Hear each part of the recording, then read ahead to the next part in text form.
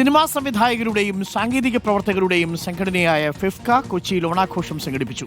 നിർമ്മാതാക്കളുടെ സംഘടനയായ film producers അസോസിയേഷനും ഓണാഘോഷത്തിൽ പങ്കുചേർന്നു.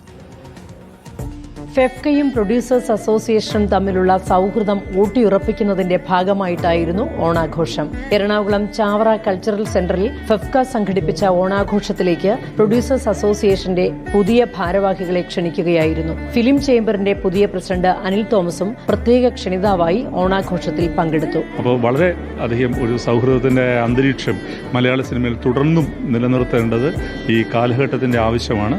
അപ്പോൾ അത്തരത്തിലുള്ളൊരു കാര്യം ഈ ഓണക്കാലത്ത് സംഭവിക്കട്ടെ എന്നുള്ളതാണ് ഈ കൂട്ടായ്മ സംഘടിപ്പിക്കുന്ന പുറകിലെ ലക്ഷ്യം. ചടങ്ങിൽ ഫെഫ്കയുടെ സ്നേഹ സമ്മാനമായി നിർമ്മാതാക്കൾക്ക് ഓണക്കോടികൾ നൽകി.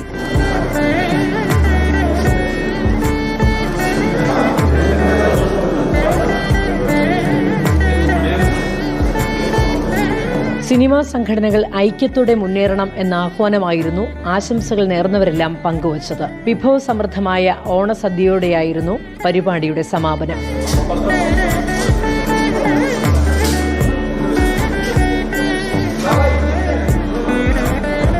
റിപ്പോർട്ടർ, കൊച്ചി.